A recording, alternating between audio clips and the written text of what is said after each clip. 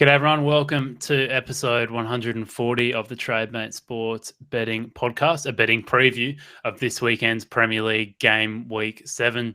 Joining me today, pro gambler Tony Alvarez. I'll unmute you, mate, and tell me all about how good the North London Derby was. Yeah, what a day. It helped that I started drinking from very early and carried on to drinking till very late. But yeah, I mean, as an Arsenal fan, I think days don't get too much better. Obviously, getting the win. Also, my over 2.5 coming in within about half hour. Always goes well. Always gives you the bragging rights as well. So yeah, just what a day. Yeah, it was beautiful to watch. I had a free bet with Bet365. They gave me a $40 free bet. You wouldn't read about it. I put $40 on Arsenal to win 3-0, and I cashed out because I wanted to see more goals. I didn't want anything in my mind thinking, stop scoring goals or whatever. So, was lovely to see, mate. George, you wouldn't read about it. He's back, the card betting expert himself. How are you, mate? Yeah, good, mate. Doing very well. Obviously, it was a very entertaining game. Watched it with my old man, who's obviously Spurs fan.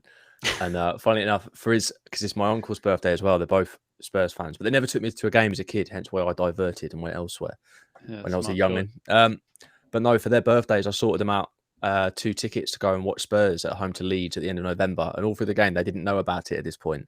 And I was just like, this is just calamitous. What's happening to them? And I was waiting for that moment. My dad was sort of like, thank God I'm not one of them fans that's made that trip up there. Blimey, sod that. And I was just like, please don't. Please don't. But yeah, great performance from Arsenal. Fantastic. Really, really good performance. Can't fault it. And Tottenham just, we'll speak about it in a bit, I'm sure. But yeah, just look absolutely woeful, don't they? Yeah, they're pretty terrible, let's be honest. All right, quiz question for the week, fellas. 3 players share the record for the most Premier League red cards. This is right up your alley, George. Who are they? And we will get to those answers right at the end of the podcast. Game of the round, fellas. One of the most anticipated matches over the past probably 3 or 4 seasons. Liverpool versus Manchester City. I will get the odds up. We've got our Man City sitting favourites, even though they're the away team in this one, around that 240, 245 mark. You can get Liverpool as high as 3 in some places, and the draw sits at about 3.5, 3.6. Liverpool sit top of the table, 1 point clear of 5 teams, coming off a crazy game against Brentford last weekend and in recent days, a shellacking of Porto midweek.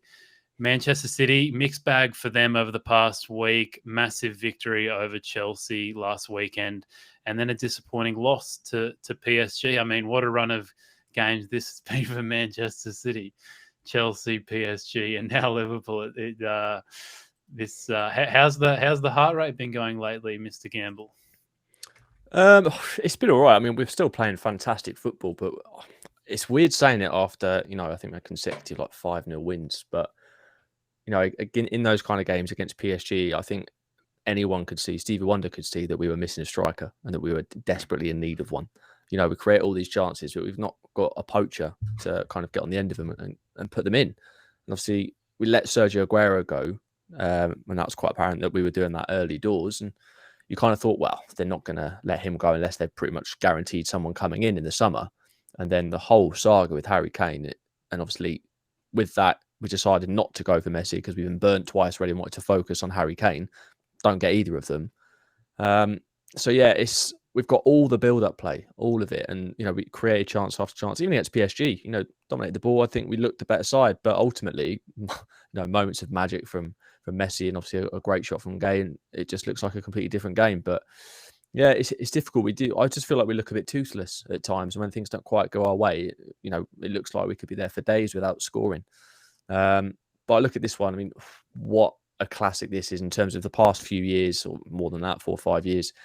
Liverpool against Man City at Anfield is usually always a cracker. It really is in comparison to usually when it's at the Etihad. Looking at this one, though, kind of both teams in Champions League action during the week. Liverpool, fantastic result in Portugal, thumping Porto 5-1. And to be fair, they could have scored even more. It could have been even more embarrassing for them. But yeah, and obviously, like I said, City hopped the channel to take on PSG, lost that one 2-0.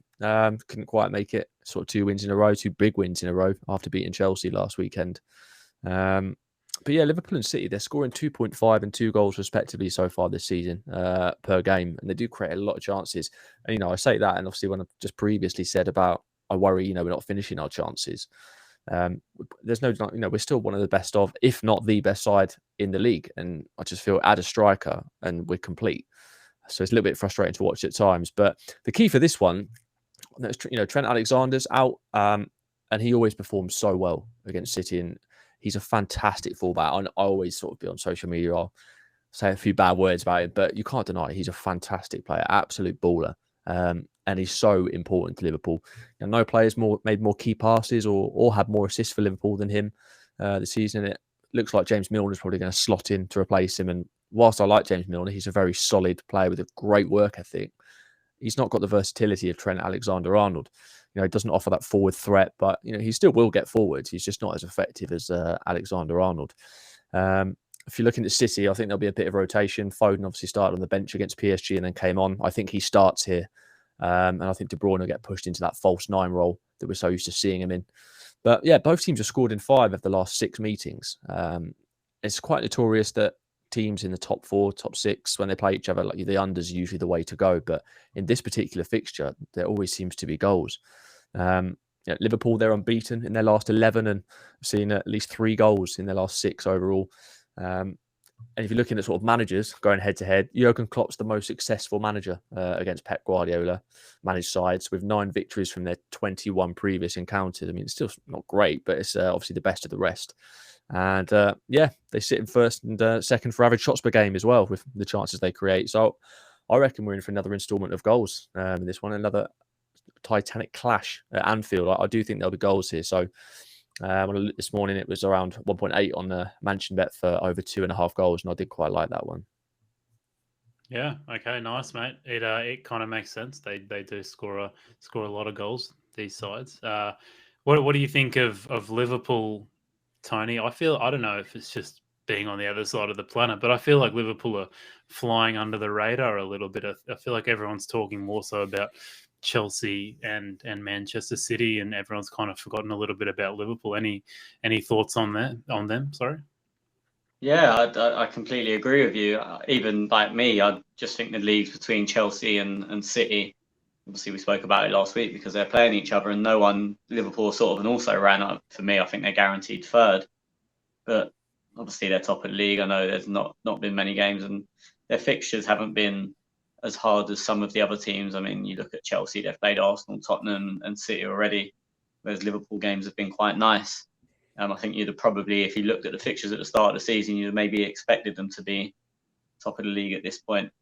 I just don't think they have that fear factor they had a couple of years ago. And maybe it was because of last season when they clearly underperformed with no crowd, especially at Anfield. The fear factor's gone, and it won't take long to get that back. If they have a couple of big wins at home, if they win this weekend and then 1 or 2 other games, I think that will quickly come back. Things like struggling against AC Milan, who are not the best AC Milan we've ever seen, won't have done that any favours. But then they might be happy with teams coming and thinking they can have a go at Anfield and not just parking the bus and trying to get a draw, which is how last season started. And I think of that they lost like 6 at home in a row. And I think 3 or 4 of them were 1-0 with teams basically parking the bus and taking their one chance. I remember Burnley winning with a penalty. Fulham was like a smash and grab as well. In the middle of that was an absolute battering by City, to be fair. But yeah, I do think in some senses they are going under the radar. I don't think anyone expected Van Dijk to come back and sort of be at a level immediately.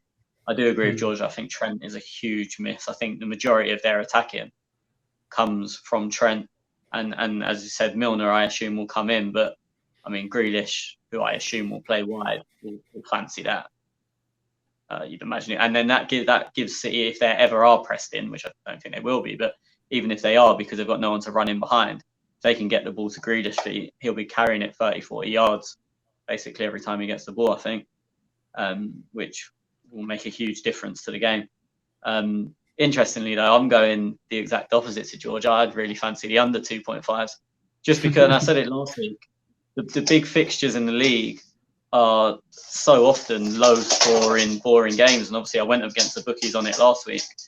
And yeah, I feel the same this week. I know there has been some high scoring in this, but I'm discounting last year, which was 4-1 because of the lack of crowds, and it was in the middle of Liverpool's run of finally losing at home, and then they lost at home every week. But I mean, just off the top of my head, without looking, I remember quite a few low scoring games. There obviously has been overs as well, but remember there was a 0-0 when Mahrez put a penalty into Goodison Park practically. And then there was a few other low scoring games. So I can't argue with the unders, but I think 2.2-ish. I can't argue with the overs, sorry, but at 2.2-ish, 2.25 I'm seeing in some places. You can't. I fancy the unders at that price. Yeah, it is a good point, because if you think about it, Alexander-Arnold being such a key part of their attack, marrying that with Man City's stellar defense, like Liverpool might really struggle to get on the scoring sheet. And like you've said before, George, Manchester City are looking a little bit toothless in front of goal. How do you feel about the unders, George? It's I was looking at the last. I was actually just looking at the last 6 meetings at Anfield between the two, and obviously, as you said, I agree in terms of that 4-1. It's difficult to sort of have that within obviously all of the information given the circumstances behind it, but nevertheless, so it was the last 6 meetings: 4-1 City, 3-1 Liverpool. There was a 1-0, then a 0-0. There was 3-0 Liverpool. Then it was 4-3 Liverpool. And I think yes, obviously Trent is a big miss, but I feel like City, they're better off targeting, Liverpool's right-hand side. I think that's where they get the most joy. But sort of forget as well, I know we've got Kyle Walker in terms of his pace, but he's not had to deal necessarily, he's had to deal with Mbappe, obviously, in the Champions League. But Salah and Mane could cause a lot of problems to City. One thing I've noticed this season is our defence, they do tend, I wouldn't say struggle's not the right word, but occasionally they can get opened up. If they're caught, you've got the likes of Ruben Diaz or Laporte, or if John Stones comes back for this one, they are often found, trying to literally just jostle for position, trying to get back into the right positions, and they've been caught, left a few gaps defensively. And I'd be sort of okay with that if it was against like a West Ham or an Everton, but this is Liverpool. You've got, Mohamed Salah is obviously on top form at the moment. Sadio Mane is obviously getting his confidence back. I think he scored in the week as well. And yeah, I think we'll score. I do think we will, but I do worry about that attacking trio of Liverpool. Obviously, if Firmino plays well, he brings Salah and Mane into the game so well. I've been the first to sort of mock Liverpool fans for saying, that he's meant to be a striker, but he's all this, that, and the other. He doesn't score goals, but he does bring Salah and Mane into it, and just the way he plays with them is phenomenal. And I think they could seriously test this City back line. So I see it being slightly end to end, and I think a few times players will get caught out of position, and that will create chances. So for me, kind of going with history, going with how I'm sort of looking at the game tactically. And I do like the overs, but again, similar to kind of what obviously you said regarding, wouldn't obviously discount the overs. I wouldn't discount the unders. It could quite easily go under two teams frustrating each other. It's obviously just two sets of different opinions. Oh, I love it. I love this kind of stuff. It really gets me excited, fellas. All right. I love how I said that with a croaky voice too. It sounds real creepy. Yeah. All right. Manchester United versus Everton will be the next game we will look at. Odds for this one: Manchester United reasonably short there at 1.5, the draw at 4.5, and Everton get as high as 7.5. Manchester United, it's beautiful to see. They've been on quite a rough trot the last few weeks. Losses to Young Boys, West Ham, Aston Villa. But maybe that last gasp win over Villarreal could get them kick-started again. Everton, life under Benitez has gotten off to a superb start. They sit equal second on the EPL table. But I guess the big thing here is, and I kind of, this is one of the reasons why people should probably just look into games a bit more thorough before they think about how good the odds are on a certain team. I couldn't believe you could get 7.5 for Everton, but I didn't realise that Calvert-Lewin and Richarlison were also injured. So they're probably Everton's two best players. Have you got any? Is there any news? I'll go to you, Tony. Is there any news on those two? And if they're definitely, I know Richarlison was flirting around and saying that he might be playing. Yeah, I've not heard anything above what's been said in the press and whatnot. So as far as I'm concerned, they're both out. but I don't know anything that, as I said, no one else will know. Which does, as I said, it's one of them. You look at it and you go, I mean, they're 7.8 on Smarkets, and you look at it and go, that's huge for a team that have been performing quite well. But yeah, then you look at all the other factors with the players out, and it makes the price seem a lot more reasonable. I mean, if one of the two play, I'm pretty sure Calvert-Lewin's definitely out, but if Richarlison play, they'll go down to at least 7, at least. Which, because they're kind of a two-pronged attack, aren't they? Like, I don't know what the history is like, but do you feel like if just Richarlison comes in, like the difference it'll make in comparison to both of them being back will be quite minimal? I mean, in terms of the odds, they'll shorten, because you look at them now and you think basically who's going to score. They've been relying on Townsend worldies, and Gray's been scoring, which is almost unheard of. So just one of them coming back is a recognised goal scorer. Obviously, they lost James and then Sigurdsson, obviously, before the season started for very different reasons. So it's not, although we're looking at just the 2 strikers, they've also lost basically the 2 number 10s they had last season. So they've got none of last season's attack, and you're relying on a Andros Townsend that couldn't start every week for Palace, and an Andre Gray who Leicester let go for nothing and Leverkusen let go for nothing. That doesn't mean he's not a good player, but it shows you that what's expected of him and what he's doing now are quite different. So I think the odds will shorten significantly if Richarlison's back. I mean, I'd imagine if they're both fit, with the way Man United are playing recently, we're probably looking at about 4.5 to 5 for Everton. So obviously 8 is a big, 7.8 they're at is a big difference. But it said you look at their firepower, I assume Rondon's probably going to start up front, and I mean, he's a 7-goal season man at best. So it shows that even if it is just Richarlison, you're adding sort of 15 or so Premier League goals to potential goals to their lineup. Yeah. Plus plus Rondon has got the mobility of a pub. That man is. I watched him a lot for West Brom, and he just sounds slow, doesn't he? Rondon. Yeah.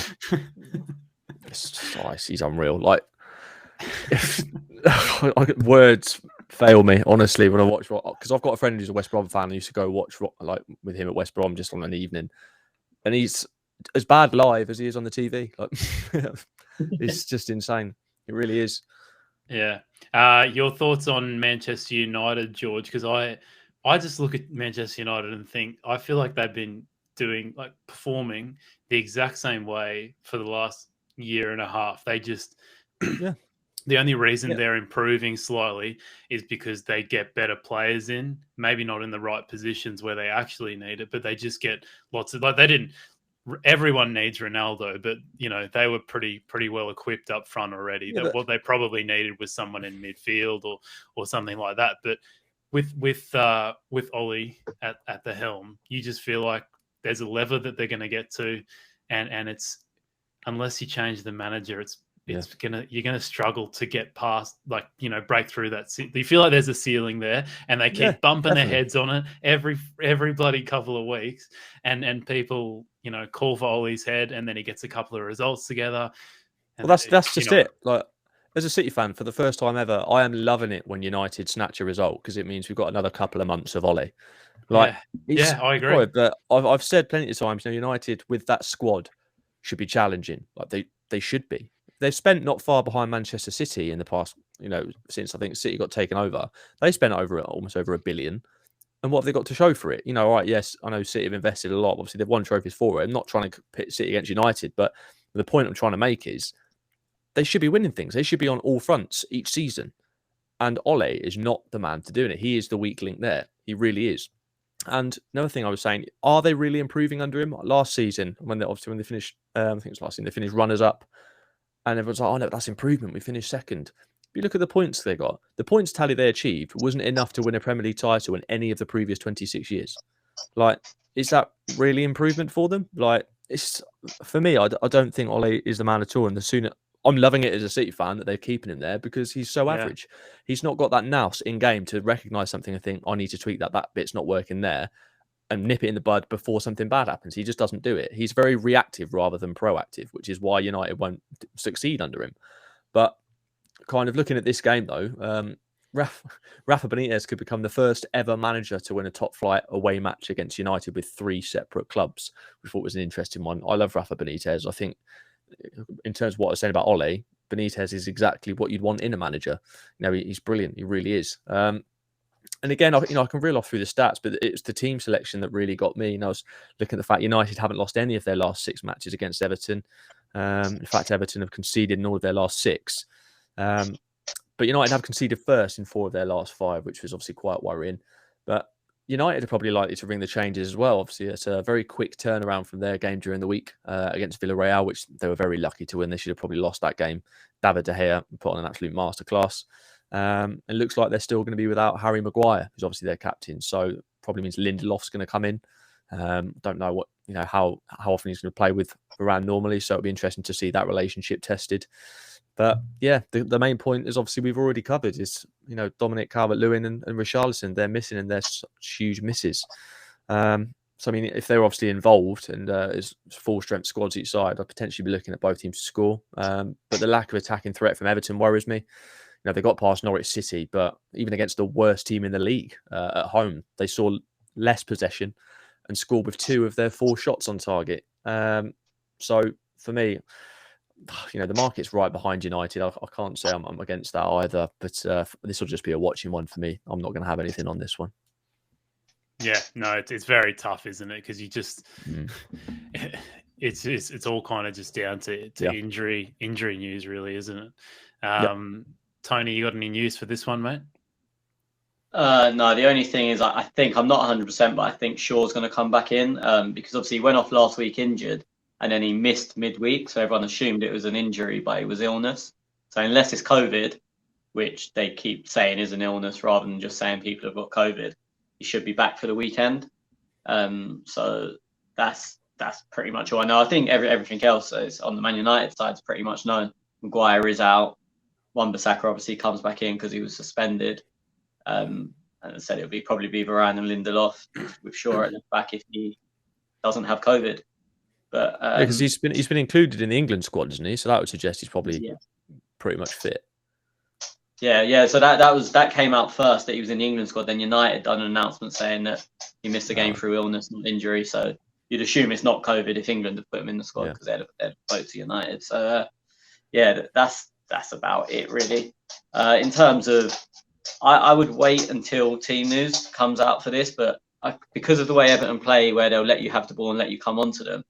And for me, I think Ronaldo is obviously one of the best goal scorers ever. And for me personally, I think Greenwood's up in the top 3 finishers in the Premier League. And I think if you give United that much ball, they are going to score. And as we've all touched on, I can't really see Everton. They may score, but it's not something you'd bank on. So I think the United win is not at a bad price, especially if Everton do come in from people thinking, 7.8, what a price. So I'd wait until the lineups come out because of the Richarlison factor. But I don't think United are a terrible price if Everton don't have Richarlison, Calvert-Lewin back in, and United have the players we expect. So your Brunos and your Ronaldos, Greenwoods are all included. If, say, Greenwood is out and Sancho comes in, to be honest, I'd leave it alone. That would be a game changer for me, just because, as I said, for me, Greenwood's finishing is that good that, and against a team like Everton, where you are going to get chances, you'd prefer him to Sancho, who might go at a defender that Everton are going to pack. But Benitez teams are going to pack the box anyway and try and not give you many chances. All right, we'll see how that one pans out. Yeah, keep an eye on team news, everyone. Next game we're going to go through is Brighton Arsenal. This is I'm excited for this game. I think it's a really good, just a great matchup for both teams to see where they're at in their seasons. You can get Arsenal around 2.5, 2.6, Brighton around 3.1, and the draw sits at about 3.3. Brighton, another team on level second, actually, in the EPL with the likes of Everton and all the other big teams. Funny start for Brighton after last year, where they seemed last year they were the unlucky ones. They severely underperformed on their XG, but I feel like now they're kind of overperforming their XG a little bit. If you have a look at the at all the data. They're actually level with Arsenal on expected points after 6 games. I know it's only 6 games, but yeah, just really interesting to see the trajectory of both these sides. As we know, Arsenal, a absolutely stunning result for the club against Tottenham last week. They're now 3 wins in a row after that shocking start to the season. Big news was Xhaka gone for 3 months. Yeah, it'll be interesting to see what Arsenal do in terms of replacing him and how that affects the side. I'd love to get your thoughts on this game first, George, as an unbiased, as a neutral, mate. What are your thoughts on Arsenal the last couple of weeks and how Brighton have been going too? Yeah, I think Arsenal have been brilliant. Obviously, slight bias because obviously I love Mikel Arteta and being at City and really wanted him to do well, kind of under the tutelage of Guardiola. And there are signs that it's starting to come good. You can sort of see what he's trying to do, and I think you'd stick with him. And yeah, the turn of 3 results is brilliant for Arsenal. It really is. In fact, this is only going to be the second time that Arsenal will play Brighton in the top flight whilst below them in the league standings. Last doing so back in 1982, so it just kind of shows you how well Brighton are doing as well. But how do you find these stats, mate? It's just incredible. Oh, what can I say, mate? I've got my sources. I do my research. The thing is, I love stats like that. I don't know why. Like, sometimes they're just irrelevant, but they're just nice to hear. But so irrelevant, but so good. They are. It's great. But no, Brighton missed their chance to go top of the table, didn't they? As they drew 1-1 with Crystal Palace last time out, and they needed a 95th minute equaliser, to rescue that late point. But still, they've got off to their best ever start to a top flight campaign, winning 4, drawing 1, and losing just the once. And the Amex has actually been a happy home for Brighton of late. They've won 3 of their last 4 home games. That's as many as they mustered in the previous 22 prior to that one, and won 3, drawn 10, and lost 9. They've been solid defensively, and those efforts have kind of underpinned that good form. As they've now kept 7 home clean sheets in 2021, and only City and Chelsea they got 9 apiece. Only that is a better return. So kudos to Graham Potter. I was one of the first people saying when Spurs were on their merry-go-round of trying to look for a manager, I thought Graham Potter would have been perfect for them. I really do. It was slightly unfashionable choice, but he'd have been excellent for them. I really think he would have been. But yeah, both teams, they found the back of the net in 5 of the last 7 head-to-heads, and Brighton are actually without a clean sheet in 10 meetings with Arsenal, just as we've spoken about how good they've been defensively. And visitors Arsenal, they've opened the scoring in 5 of their 6 most recent meetings as well. So they do tend to play quite well against them. When Arsenal have been priced about evens or above this season, they've only won once, and that was against Burnley. They lost 2 versus Brentford and obviously Manchester City. But the one against Manchester City, that can happen. The one against Brentford, I imagine, as an Arsenal fan, was very disappointing on that opening night. But yeah, I think Arsenal, for the first time in a while, they're going to be able to deploy their first choice defence. So that's going to be a huge boost. But on Brighton's side, it remains to be seen if Welbeck, Basuma, and I think it's Mwepu, that's how you pronounce it. See if they'll be available. But if they're not available, I'd quite happily get on Arsenal draw no bet. And that was at minus. Sorry, I'm speaking to you in American odds. We don't do American odds here, do we? No, it's at 1.8. I found that, and I thought that was a brilliant price, really. Yeah, I actually already bet Arsenal draw no bet earlier in the week at 1.845 or something like that. How big of a loss do we think Basuma is, George? Massive loss. He's kind of like, I almost describe him similar to, it's like a popular comparison, but kind of like Kante. He knits everything together for Brighton, and I think he's going to be a huge loss. So for me, I would be looking again, the same as you should always do. Be looking at those team lineups as they're announced, and if Basuma's not in there, and if you can still get a similar price for Arsenal draw no bet, I'd take it because this game, the midfield battle in this game is going to be very important, and if Basuma's not part of that battle, definitely side with Arsenal. I'd want to be getting on Arsenal. Yeah, certainly. Your thoughts, Tony, especially on the Xhaka loss. It seems like on the surface, Arteta's got 2 options there. He could either go with a straight swap with Lokonga, you would think, or deploy the system he deployed against Burnley with the two 8s. So Partey Party in the middle and Odegaard and Smith Rowe running off the sides as basically 2/8. So what are your thoughts on what he might go with here against Brighton? I would go with Sambi. I think he will go with the 2/8, especially if they get word Basuma is out, because they'll just go with the technical players to try and keep the ball and give Brighton the run around in the middle.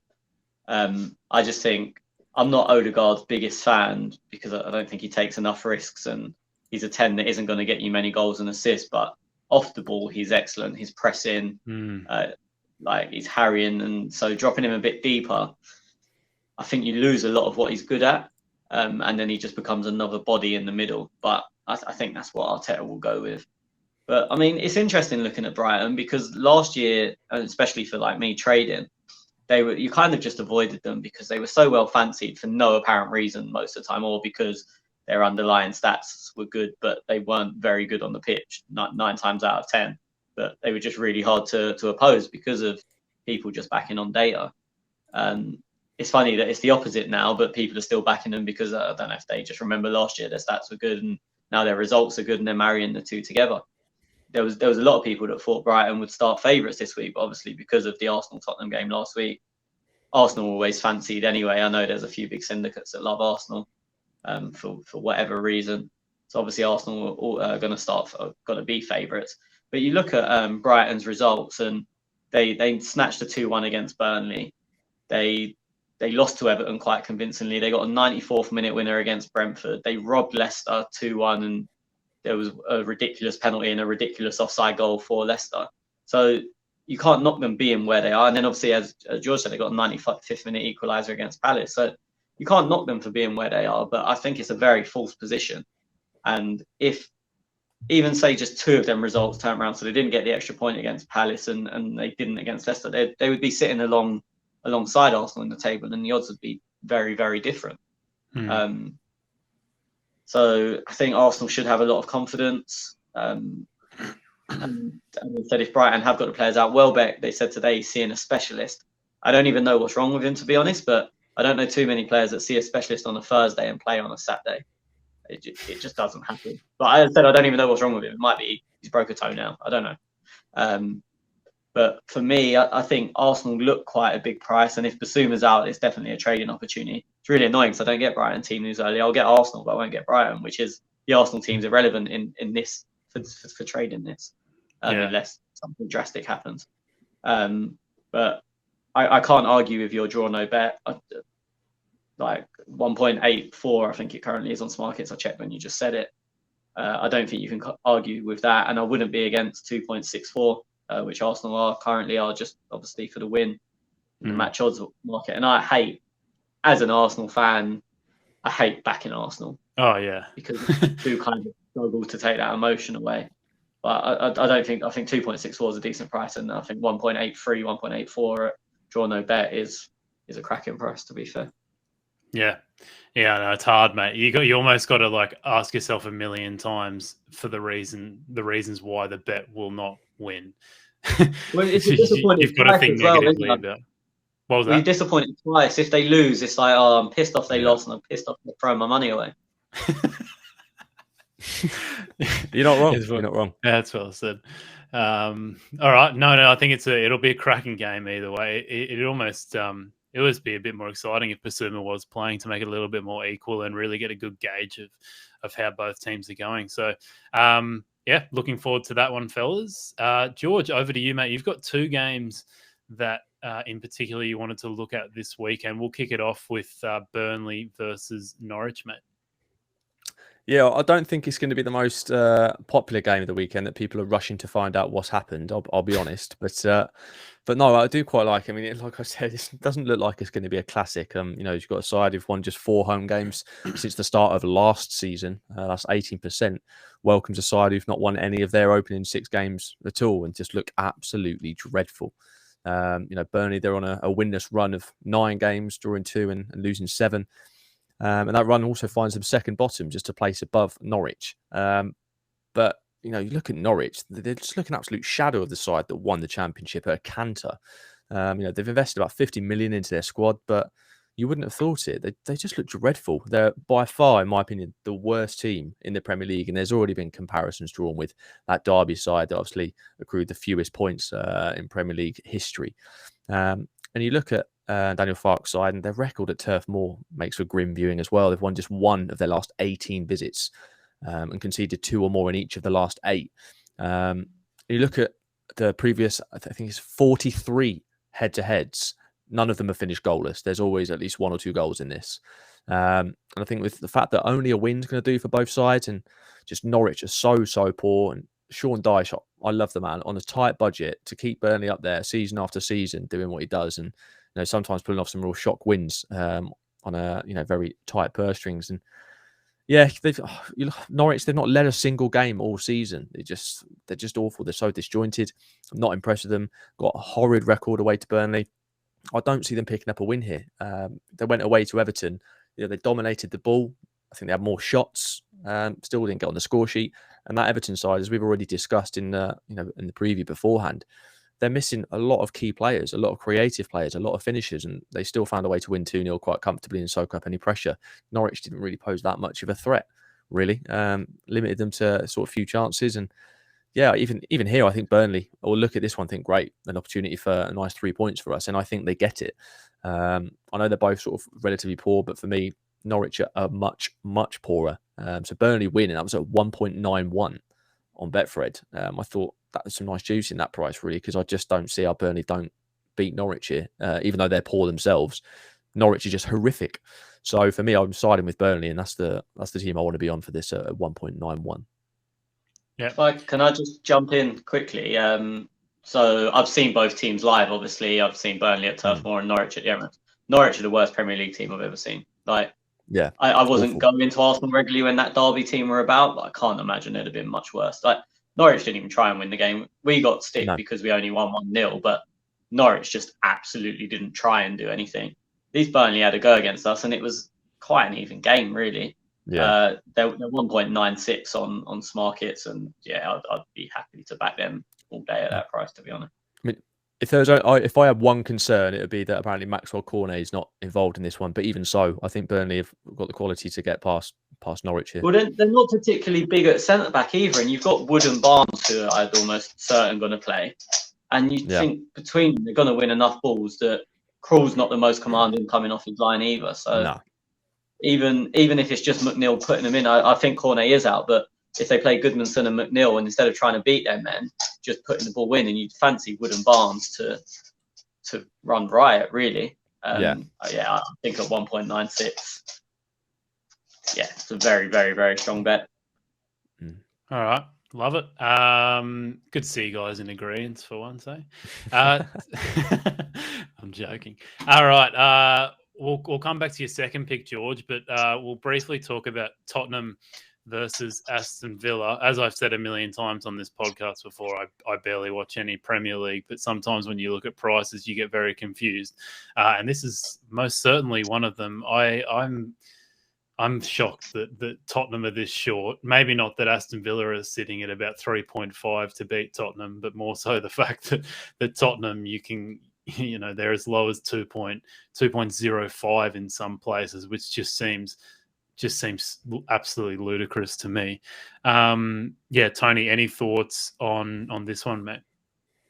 Yeah, I'm in agreement with you. I'm not particularly saying Villa are going to win, but the prices just look insane, and it looks like a decent trading opportunity, especially tonight. Tottenham struggled against a team I've literally never heard of. And I know we use that phrase all the time, but I genuinely have not heard of them. Have they played the team that's got the train track running through the middle of the stadium? If they have, I know nothing about this team. What are they called? Mura. Yeah, no idea. Yeah. And they were I was listening as I was driving back from boxing. I was listening to on the radio, and they were saying that it was a bit cagey at 2-1, and they bring Kane, Son, and Mora on, and ended up winning 5-1. It looked half glossy. Kane got his customary hat trick, but he hasn't looked like a footballer in the Premier League so far this season, to be honest. And this isn't coming from a bitter Arsenal fan. I can appreciate Kane is an unbelievable player, but he hasn't looked it so far. as I said, I'm not saying Tottenham won't win, but they're 2.16 on Smarkets, and I just can't see the justification in that. They've been horrible in their last 3 games. Their manager doesn't know what he wants to do. He buys an attacking right back on deadline day. They lose a couple of games with him, and they go back to the most defensive right back I've ever seen against Arsenal. Yeah. But then he plays no defensive midfielders. Earlier in the season, he was playing 3. It's like, it's not subtle changes he's making. He's making like wholesale changes every week, not just in personnel, but in terms of structure and everything. It's just absolutely baffling what they're doing. They buy Romero for 50-55 million, plays a game, does okay, they don't win. Next game against Arsenal, he's out, and Dyer plays, and what? Like, there's just they're not flowing. I can't remember. No consistency. That's the word I was looking for. And then Villa, I don't think Villa have been as great as other people do, to be honest. But they lost 3-0 to Chelsea. They're a bit unlucky by all accounts. It wasn't a 3-0. If it had been a 2-1, no one would have complained. They've gone and beat Man United last week. So coming off the back of a Man United loss, they've had a rest this week while Tottenham haven't, or some of the Tottenham players haven't. I'm really shocked to see that the price as high as it is. As I said, I do think it's either more of a value bet or a trading opportunity than it is a straight punt, so to speak. But yeah, I was really surprised when I looked at the prices. Well, they were too. Yeah, no, go, mate. Sorry. I was saying the other thing I've noticed with Spurs, every time they come up against a side with energy who in their faces want to press them, they struggle and they make so many mistakes under pressure. You've got a lot of these sides in the Premier League that are trying to learn how to play out from the back under pressure, play those quick one-touch passes to get themselves out of danger and into the next phase. Tottenham do not do that. They just panic. They don't know what they're doing, and time again, teams win the ball off them in the final third and pose a threat. And after watching Villa, I've watched a lot of them this season, and the energy they've got, they're in your faces constantly. The likes of John McGinn. I mean, he's another player that I'm just fascinated by. I love the way he plays football. And yeah, I was very surprised to see the price that they are. And I don't blame you for taking a trading opportunity because, those prices, I'm not sure why. I keep looking at it thinking, is there something that I'm missing? Someone from Aston Villa not playing. That's why I just keep looking at it. Well, Leon Bailey's obviously, but we all knew that Leon Bailey wasn't going to be available. He's going to be out, I think, until next month, is it? I believe. But yeah, Villa, they're riding high. I've just beaten Man United away. Got obviously a week's rest, and then you've got Spurs. Obviously, got a thrashing from Arsenal in the North London derby. Obviously, played this European game midweek. Yes, for me, it makes it it's got the hallmark of a very good game. But prices are wrong in my opinion. Yeah, no, it's bizarre because Tottenham yesterday were at 2.2 or 2.25, and they've been backed in on that price too. So it's just like, yeah, it's one of those ones where you just the prices seem so off that you feel like you're completely missing something. So we'll wait and see how that one plays out. And lastly, for you, George, Leeds versus Watford, mate, you've got a bet here. Yeah, I'm taking it's a bit of a risk, but I do quite like it, and I quite like the price as well. After watching a lot of Leeds this season, it's a fascinating game for me. Leeds, they get a lot of praise in the media for their gung ho approach, the way they play football, how it's exciting, but it's not conducive to long-term success and staying in the Premier League. And you sort of wonder, is that second season syndrome sort of hitting them now? They're yet to keep a clean sheet this season. They've also failed to keep one in their previous 10 head-to-head at home against Watford. I mean, I don't read too much into head-to-heads, but it was just interesting that even against the likes of Watford, they do concede. So at least want to get the win here. I do think they need to score at least 2 goals. Leeds have never failed to win in their first 7 games of a league season in their entire 102-year history. So this could be a bit of a record breaker for them, but not one they'll want. So also looking at Watford, they're beginning to kind of show that hardness, which is sort of required, I think, from newly promoted sides. They need that bit of steel in order to stay afloat. And after picking up 4 of the last 6 available points, that could have easily been 6, as obviously they came from behind against Newcastle and only drew, having I think it was a late winner ruled out by VAR. Should have got the win there as well. And Ismail Assar, I'm so impressed with Watford that they managed to keep him, because there's a lot of times that he was linked with Liverpool and a host of other clubs as well. And he's going to be key. He's, I think, almost 69% of his total shots have been on target, 11 of his 16. You look at ahead of the round as well, from a cards perspective, Leeds are the worst disciplined PL side so far. They've got 14 yellows and 1 red. So I do think there will be cards in this game simply because of the manner that both teams play, the sort of the styles of football they have, and I think there might be a slight style clash here. There's been at least 3 goals in 6 of the last 7 meetings between them. Both teams have scored in 5 of those. Watford, they're unbeaten against Leeds in the last 5 head-to-heads. But Watford themselves, they're without a clean sheet in any of their 5 previous games and have conceded first in 4 of the last 5. But I kind of look at it and I look at the way that sort of Leeds have been defending. They do leave gaps, and I think Watford can exploit that. You've got obviously Dennis up front. He's having a great season. Then you've got the pace of Ismail Assar, because Leeds like to bomb forward. And I've sort of not just kind of having a look at it as well. Obviously, I did well with West Ham last week. Obviously, Luke Ayling was missing and a lot of defenders were missing. So I still think Ismail Assar runs them ragged. I really do. Leeds, they're conceding an average of 2.3 goals per game so far this season. And like I said, it's a nice match in styles. Leeds gung-ho approach and flooding forwards. It could just play into Watford's hands. And so they're exceptional on the counter with that pace of Sarr and Dennis. I'm expecting quite an exciting end-to-end game here. And I think Watford could easily get 2 goals. And I was looking at the price, and it was I think it was about 3.2 when I looked at it on 365. Yeah, I just got it up, mate. So over 1.5 goals for Watford is as high as 3.2. Bet Victor, Unibet, and Parry Match. Yeah, and for me, I'm going to have a small play on that because I do quite like those odds. And like I said, for a team like Leeds who are conceding at an alarming rate, I think that's definitely got to be worth a very small punt. It won't be obviously one of my main plays of the weekend, but I just quite like that bet because I think Watford could do a job on Leeds here. All right. Terrific, fellas. That's 6 games we've gotten through there. Loving it. Best bets for the weekend. I'll go to you first, Tony, mate. Out of everything we've talked about today, what's your favourite bet out of all of them? I'm going to steal one that I wasn't originally going to talk about and go Burnley, I think, at 1.96 on Smart. He's just absolutely taking it out of his hands. That's all right. That's my best bet of the week as well. All right, well, there we go. You guys can share that one then.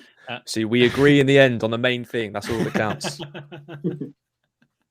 It's beautiful to see. Got off to a rocky start, but you're back in the good books. And I'll throw in one. I'll go Aston Villa.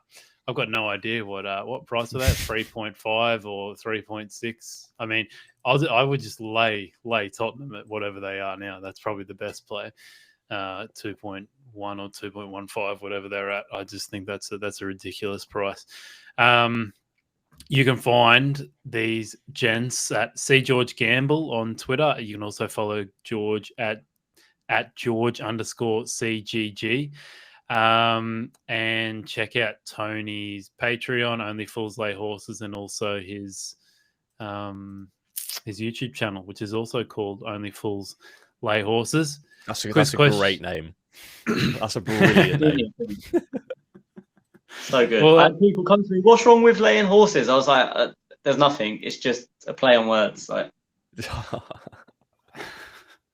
Well, you've been sending me clips, George, of Only Fools and Horses. I've been sending Alex clips, so many clips of you get on Twitter, the Only Fools and Horses, little moments, and I'm like, have a look at this one. Have a look at this one. There's one with obviously the Australian comes in there, Who Wants to Be a Millionaire episode. Absolute classic. Yeah, it's on the list of programs to watch. Quiz question for the week, fellas. 3 players share the record for the most Premier League red cards, which is actually 8. Who are they? And who are they? Do you want to go first? Because I think I know them. I'm pretty sure Vieira's one. I don't know if it's just being an Arsenal fan. I felt like it was every other week. I was surprised it's low as 8 that you've just said. I have no idea on the other 2. I don't know if obviously Vieira's right, but I have no idea on the other 2. Yeah, Vieira's definitely one. He's one. And George, do you reckon you give me the other 2, mate? Certainly can. I'll leave the best till last. So the other one, Duncan Ferguson, Everton. Yep. Yeah. And finally, the man, the myth, the legend, won the famous Thomas Cook Trophy for Man City, Richard Dunn. You care too much about cards, don't you, mate? It's sickening. I thought you were all about yellow cards, but I didn't know you had this infatuation with red cards too, mate.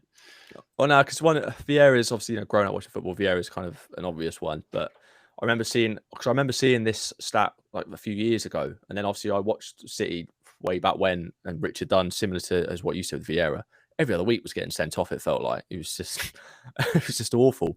And then obviously I remembered about Duncan Ferguson. I think it was on Soccer AM. Someone said he's joint most sending off. So I remembered it. So what a man. There you go, mate. It'll be interesting to see how close Granite gets to that, actually, Tony. Well, I wonder what he's on at the moment. He'd at least be like 5. Oh no, four now. 4. Do you know the first 4 or 5 years he had that reputation? He gets sent off every week, and he got sent off twice in his first year within a space of about 3 weeks of each other, and then didn't get sent off for 4 years, but the reputation stayed with him. And then obviously he got sent off Burnley home last year, and then Man City a couple of weeks ago. But yeah, I don't think he will get anywhere near it. It's just that, especially his start of his Arsenal career, he had that reputation, even though it wasn't particularly true. But commentators ran with it, and once commentators say something enough, it becomes fact. Yeah. Is that not just a great lesson in narratives? That's a great lesson. Biases, all that kind of good stuff. So there you go. I succumb to it at least. Thank you very much, fellas. Next podcast will I can't remember. I've got Sunday streams coming up. Neil Shah's coming on, so that'll be fun. And then actually next, when would that be for you? It's very early Thursday morning for European listeners. But Spanky Pro Sports Bet is coming on for a live Q&A. So quite a popular man in the industry. That'll be a good listen for everyone. So send in your questions beforehand if you can't make it. But thanks for listening, everyone. Please do a quick rate and review of the podcast and subscribe to us wherever you listen. And if you're looking to implement some of the strategies we talk about weekly on the podcast, more so the value betting ones, start a 3-week trial of Trademate Sports. Cheers again, fellas. And look forward to it. It's going to be a cracking weekend of games, so look forward to it.